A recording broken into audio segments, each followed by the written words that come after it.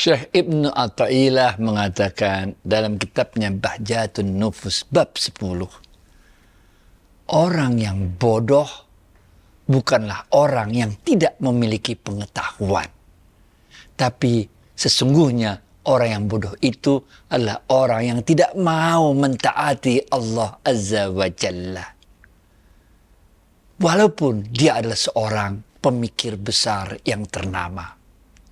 Mereka hanya memahami hal-hal yang lahir saja, yang tampak saja dalam kehidupan dunia ini, tapi mereka tidak memahami hakikat kehidupan ini yang akan berujung di akhirat kelak. Gitu, Fit.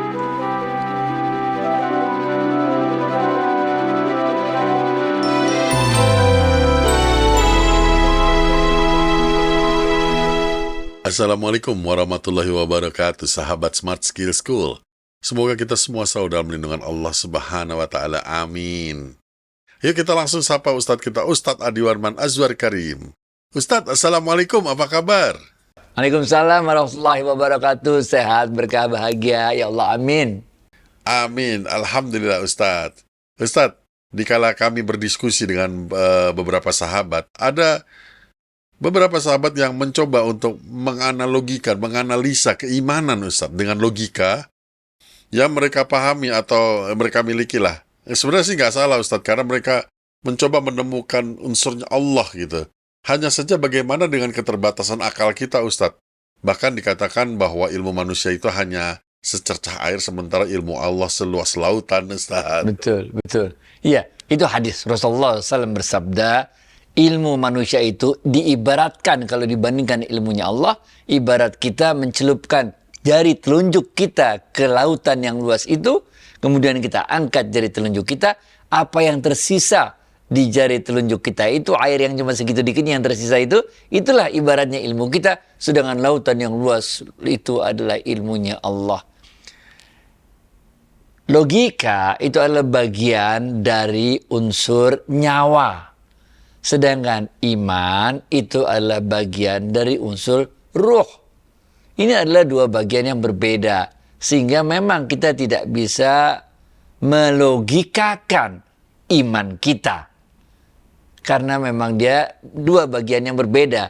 Logika itu bagian dari nyawa. Ya, logika kita gunakan untuk ciri-ciri nyawa bertahan hidup dan berkembang biak. Maka kita gunakan logika kita. Sedangkan iman sama sekali berbeda. Itu adalah domainnya, areanya ruh. Lah kita belum pernah ketemu Allah. Bagaimana ceritanya bisa beriman pada Allah? Sama Rasulullah SAW juga nggak pernah ketemu. Akhirat belum pernah kita ke sono, bener gak? Neraka kayak apa, surga kayak apa, belum pernah kita ke situ. Tapi kita beriman terhadap hal-hal tersebut. Mengapa kita beriman? Karena kita dulu pernah di sana dulu. Waktu kita masih berada dalam alam ruh. Ketika Allah waktu itu mengumpulkan semua kita, ketika kita masih di alam ruh ya, kemudian Allah mengatakan, bukankah aku ini Tuhanmu? Kata Allah kepada kita semua nih. Kemudian kita semua mengatakan, qalu bala. Betul, engkau adalah Tuhan kami ya Allah. Jadi ini adalah dua hal yang sangat berbeda. Kita bisa beriman kepada Allah karena kita dulu berasal dari alam ruh. Dan kita udah kenal sama Allah sejak di alam ruh. Ketika kita dimasukkan ruh itu, Allah masukkan ruh ke dalam janin ibu kita, kita memahami betul bagaimana iman kita kepada Allah. Jadi kita memang tidak bisa menggunakan logika untuk menjelaskan fenomena. Jangankan Allah lah. Kita menjelaskan fenomena alam aja, kita masih terus saja mencari bagaimana ini tsunami, kenapa. Terus saja ilmu pengetahuan berkembang untuk menjelaskan fenomena alam yang ada. Itu sebabnya dalam ilmu tasawuf disebutkan, siapa-siapa yang mengenal dirinya, maka sungguh dia akan mengenal Allah. Mengenal dirinya itu nggak cukup logika. Itu sebabnya Syekh Ibnu Athaillah mengatakan, orang yang bodoh itu bukanlah orang yang tidak punya ilmu pengetahuan, Tapi orang yang bodoh sesungguh-sungguhnya bodoh adalah orang yang tidak mentaati Allah. Kok bisa nggak mentaati Allah? Wong Allah yang ciptain kita. Kok bisa nggak mentaati Allah? Wong kita napas Allah yang kasih oksigen. Kok bisa nggak mentaati Allah? Bagaimana cara neranginnya? Kita suruh buat bola mata kagak bisa. Bagaimana cara neranginnya? Kok kita udah menikmati bisa hidup di muka bumi ya Allah begini, kayak begini hebatnya. Ini semua berjalan dengan baik, jasad kita dan sebagainya. Kok bisa kita nggak mentaati Allah? Itu orang yang sesungguh-sungguhnya bodoh. Benar ya? Rasulullah SAW ketika itu, ini ada kisah lagi benar gak? Waktu itu beliau lagi jalan menuju pasar. Lalu beliau lihat ada segerombolan orang lagi ngumpul-ngumpul. Maka Rasulullah SAW mendatangi kerumunan orang tersebut. Rasulullah SAW, apa yang kalian lihat? Benar gak? Ternyata mereka lagi berkerubung, ngerubungin orang lagi sakit jiwa. Orang gila lah bahasa Indonesianya. Ini ada orang gila katanya. Apa kata Rasulullah SAW? Tahukah engkau siapa orang yang gila? Sebenar-benarnya gila. Ini men. Orang yang gila sebenar-benarnya gila. Rasulullah SAW mengatakan orang itu tidaklah gila. Dia lagi mendapat cobaan dari Allah, musibah dari Allah, sehingga hilang akalnya. Yang hilang akalnya, ruhnya, jasadnya masih ada di situ. Jangan main-main. Kita nggak boleh merendahkan dan menghina orang gila karena ruhnya masih ada di situ, jasadnya ada di situ. Cuman akalnya lagi dicoba oleh Allah, dapat musibah sehingga akalnya hilang. Dia jadi disebut orang gila. Maukah engkau kuberitahu siapa itu orang gila yang sebenarnya gila? Kata Rasulullah SAW. Orang gila yang sebenarnya gila adalah orang yang berjalan di muka bumi Allah. Tapi mereka tidak mensyukuri dan menduakan Allah. Ini men. Kok bisa-bisanya sih kita menduakan Allah? Gimana ceritanya? Ente kenyal sama Allah satu aja kagak, ente duain lagi kelo gak? Satu aja ente nggak paham. Kok bisa menduakan Allah gimana? Satu aja kagak tahu. Bayangin gak sih kalau kita belum pernah ngelihat satu, apalah misalnya dulu di Indonesia belum ada kereta cepat misalnya. Kita belum pernah lihat bagaimana wujudnya kereta cepat misalnya. Terus kok bisa kita, satu aja belum bisa, kita mau nggak bisa. Jadi Allah paling gak suka kalau beliau diduakan dengan yang lainnya. Back to you, Fit. Nah Ustadz, ini mungkin juga sama nih, ada sahabat bertanya, minta penjelasan Ustadz. Dia itu udah didesak sama teman-temannya tentang kalau semua kegiatan di dunia sudah dicatat di kitab besarnya Allah, Lauhul Mahfuz. ya Lauhul Mahfuz, ternyata buat apa lagi kita bersusah payah usaha kanan kiri gitu. Gimana sih? Lah kita kan kagak tahu apa yang ketulis di Lauhul Mahfuz, benar ya? Kan Umar bin Khattab radhiyallahu anhu waktu itu mengatakan, ada seorang, ini kisah lagi ya, ada seorang sahabat di kota Madinah yang benar-benar tuh kerjanya untuk dunianya tuh luar biasa lah. Sehingga terkenal lah di seantero Madinah. Orang itu pokoknya luar biasa banget dalam upayanya mencari kehidupan di dunia.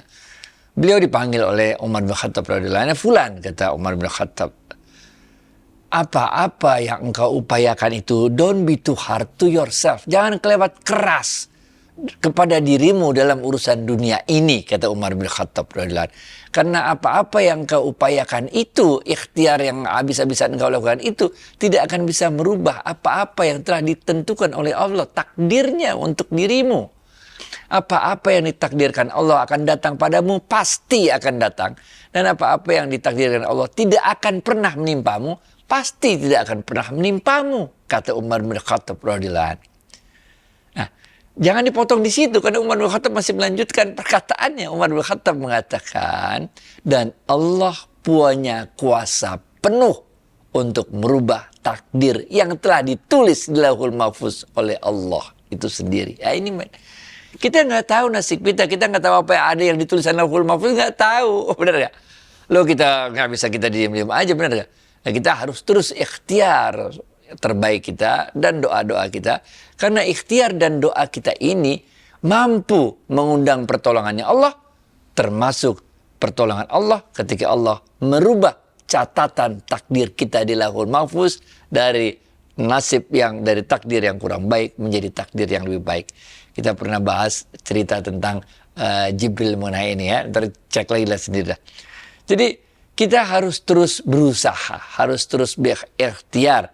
Karena kalau kita Umar bin Khattab juga mengatakan, ini Umar bin Khattab lagi mengatakan, kalau engkau ditimpa musibah, redolah engkau akan hal tersebut. Karena engkau redo atau tidak redo, musibah itu tetap ada. Tapi kalau engkau redo dalam menerima musibah itu, engkau mendapat pahala yang besar karena keredoanmu. Sedangkan kalau engkau tidak redo, maka engkau mendapat dosa karena ketidakredoanmu akan takdir Allah tersebut. Musibahnya nggak hilang. Kita nggak redo, musibahnya tetap ada. Kita redo, musibahnya tetap ada. Yang penting redo, benar nggak? Nah, inilah kalau kita fahami dua hal perkataan dari Umar bin Khattab radhiyallahu anhu ini, maka kita faham betul bahwa kita harus terus ikhtiar, berusaha diiringi dengan doa, dan dengan ikhtiar dan doa itulah kita mengundang pertolongannya Allah, rahmatnya Allah, rahman rahimnya Allah, sehingga apa-apa yang ditakdirkan oleh Allah itu nanti akan dirubah oleh Allah menjadi takdir yang lebih baik. Ada seorang pelacur waktu itu, kita udah pernah bahas juga nih, tapi dulu nih udah. Ada seorang pelacur, Jibril turun dari langit kepada Rasulullah SAW. Ada apa Jibril, kata Rasulullah SAW? Ya Rasulullah, Allah telah menetapkan wanita pelacur itu menjadi seorang calon penghuni neraka. Tahu-tahu si pelacur ini dia lagi makan korma. Itu baru sepotong kormanya, belum habis kormanya. Dia lihat ada ibu-ibu menggendong anak, yang anaknya ini nangis sampai suaranya habis, kecapean, kelaparan, nggak punya makan. Maka apa yang dilakukan oleh pelacur itu, dia menghentikan makan kormanya, dan korma yang tinggal setengah tersisa itu, dia tidak makan, dia berikan pada anak kecil yang kelaparan tersebut. Jibril yang udah balik ke langit, turun lagi. Wah, ada apa lagi Jibril, kata Rasulullah SAW. Kemudian Jibril mengatakan, ya Rasulullah, Allah telah merubah takdir dari pelacur itu yang tadinya menjadi seorang calon penghuni neraka, di Allah rubah menjadi seorang calon penghuni sorga. Kenapa? Karena si pelacur ini menjadi kepanjang tangannya Allah, menyebarkan kasih sayangnya Allah, tergerak hatinya di dalam dirinya untuk membantu sesama makhluknya Allah. Sehingga Allah merubah takdirnya dari seorang penghuni neraka menjadi seorang penghuni surga. Jadi udahlah hidup, jangan kita pasrah bagaimana? Yang dinilai dari sama Allah itu bukan pasrahnya. Yang dinilai sama Allah bagaimana dalam setiap periode kehidupan itu kita redok menjalaninya. Makna redok menjalani hidup itu bukan pasrah. Makna redok dalam menjalani kehidupan itu adalah selalu ikhtiar dan berdoa. Kalau mau dilengkapi dengan yang ketiga, selalu berbaik sangka kepada Allah. Bahwa Allah, semua ketetapan Allah yang diberikan pada kita, itulah yang terbaik bagi diri kita. Kalau kita udah paham ini, ikhtiar terus, doa, dan selalu berbaik sangka kepada Allah, insya Allah kita akan mendapatkan pertolongan Allah. Baik, David. Baik, Ustadz. Sebenarnya sama aja dengan episode terdahulu tentang rezeki yang udah ketakar gak bakal ketuker kan. Orang malah jadi pada doa dan ngaji aja di masjid. Kan rezekinya yakin bakalan dapat dari Allah. Nah, Lauhul Mahfuz ini juga gitu, sudah tercatat, mau gimana lagi. Mending minta sama Allah aja lewat zikir dan lain-lain. Ya, waktu itu Umar bin Khattab radhiyallahu anhu, ini ceritanya Umar bin Khattab radhiyallahu anhu, menegur seorang laki-laki yang kerjaannya cuma nongkrong doang di masjid. Sholat, wirid, baca Quran. Pokoknya nggak ngapa-ngapain. Doa-doa terus sama Allah minta rezeki. Orang ini dimarahi oleh Sayyidina Umar bin Khattab. Apa kata Sayyidina Umar bin Khattab kepada orang tersebut? Allah tidak menurunkan hujan emas dari langit. Bukan begitu caranya menjalani hidup. Bukan cuma doa-doa gitu, nggak bisa. Kita harus usaha untuk mencarinya. Nah, dengan cara inilah sebetulnya kalau kita pahami, kita tidak bisa bersikap cuman berdoa-doa terus lalu mengharapkan keajaiban datang kepada kita. Kita harus ikhtiar dengan sebaik-baiknya. Kita tadi juga harus doa-doa dan berbaik sangka kepada Allah Azza wa Jalla. Rasulullah SAW waktu itu pernah dilaporkan ada seorang sahabat yang luar biasa Pokoknya dia kerjaannya ibadah terus. Dilaporkan kepada Rasulullah SAW, ini ada orang hambamu ini, umatmu luar biasa sekali, dahsyat nih, luar biasa, calon sorga. Maka Rasulullah SAW bertanya, siapa yang memberinya makan? Nah ini kita ada 3 unsur, jasad, nyawa, ruh. Bagaimana ente cuma ngurusin ruh doang? Maka orang itu mengatakan, ada saudaranya yang selalu mengantarkan makanan pada dirinya, sehingga dia bisa terus beribadah kepada Allah tanpa terganggu, karena ada orang yang supply saudaranya selalu kirimin makanan padanya. Apa jawaban Rasulullah SAW? Rasulullah SAW mengatakan, saudaranya itu lebih baik daripada dirinya. Ini men, nggak bisa men. Nanti ada waktunya, waktu kita mati, kita balik ke akhirat. Tenang aja men, ngapain? Belum mati udah gayanya udah kayak orang mau mati aja. Jangan. Ada waktunya, nanti kita kembali ke akhirat.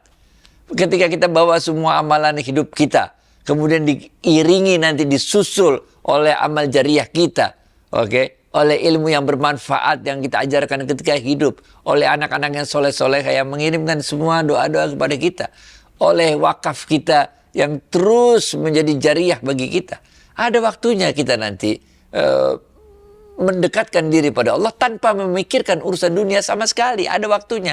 Sekarang jangan gitulah.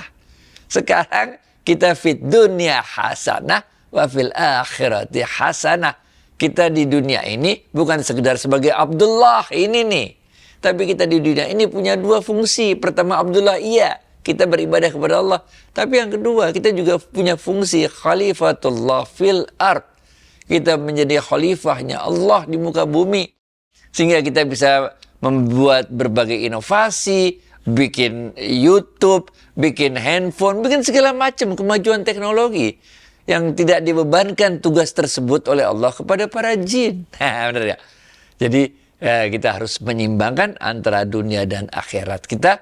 Allah mengajarkan langsung kepada kita di dalam Al-Quran untuk mengatakan, Rabbana atina fid dunya hasanah wa fil akhirati hasanah wa qina azaban nar. Amin ya Allah. Baik David. Amin ya Allah. Nah terakhir Ustadz, seperti sahabat kita ini kan bingung karena didesak oleh teman-temannya dengan pertanyaan-pertanyaan tajam seperti soal Lauhul Mahfuz tadi gitu. Bagaimana seharusnya kita bersikap dalam hal seperti itu Ustadz? Nggak usah diladenin karena nggak bakal nyambung. Nggak bakal nyambung karena kita bicara mengenai ruh, mereka bicara mengenai logika. Kita bilang aja ilmu saya nggak sampai di situ, saya mengimani hal tersebut. Gitu aja udah. Bagus sekali sarannya Ustadz. Mantap itu. Baik Ustadz, terima kasih atas waktu dan tausiahnya. Assalamualaikum warahmatullahi wabarakatuh. Waalaikumsalam warahmatullahi wabarakatuh.